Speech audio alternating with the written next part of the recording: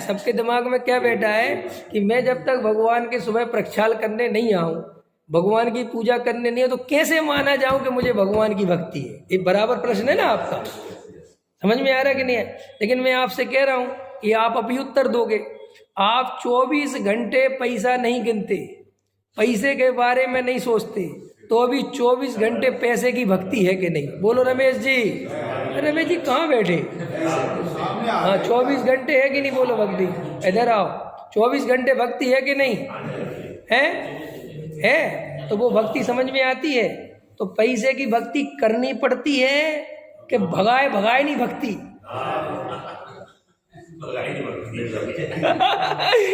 जी कह रहे नहीं भक्ति, समझ में आ रहा है कि नहीं आ रहा है? हम भगा रहे यार, पैसे का विकल्प छूट जाए, पैसे का विकल्प छूट। और वो रात के 2 बजे भी कह रहा आइए स्वागत है, आ रहा कि नहीं आ रहा है? और भगवान की भक्ति के भगवान के सामने खड़े हो, भगवान की मूर्ति के सामने खड़े हो, मंदिर में खड़े हो, चावल लेके खड़े हो और अर्घ भी बोल रहे हो, तो भी वहां सामने उनकी भक्ति नहीं आ रही।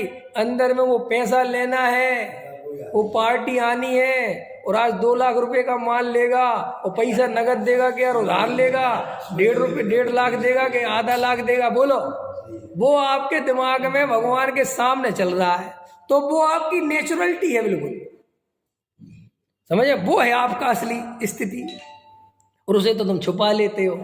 और जो तुम्हारी स्थिति है ही नहीं, वो तुम समाज के सामने प्रेजेंटेशन करते हो, सो धार्मिक बने रहते हो। यही तो हमारा चक्कर है। अगर हम भावों के अनुसार पूजा करने लग जाए ना भाई साहब, तो तुम पूजा एक दिन कर लो ढंग से, तो मुझे बताना। भावों के अनुसार पूजा समझते हो? भावों के अनुसार पूजा कि जब तक मेरा भगवान में सही मन लगेगा, मैं भगवान के सामने तभी तक खड़ा रहूँगा।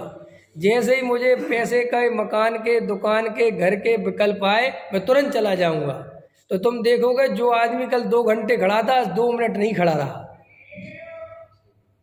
तो वो जो 1 घंटे 58 मिनट है ना, वो पूरा पर की भक्ति कर रहा था, और तुम्हें भगवान के सामने भगवान की भक्ति करते हुए दिख रहा था।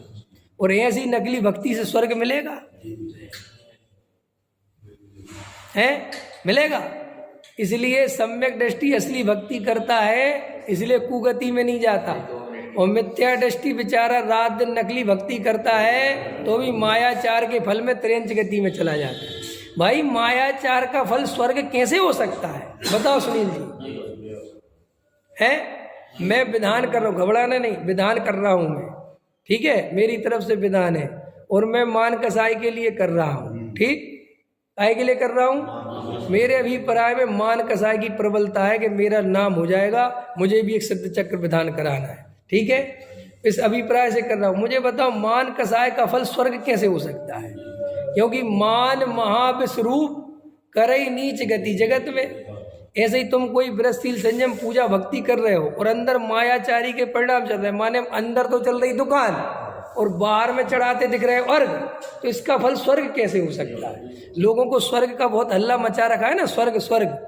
मैं गारंटी दे रहा हूं, एक तो मुझे स्वर्ग जाना नहीं, पहली बात, फिर भी मैं गारंटी दे रहा हूं, सबसे पहले स्वर्ग में मैं ही मिलूंगा।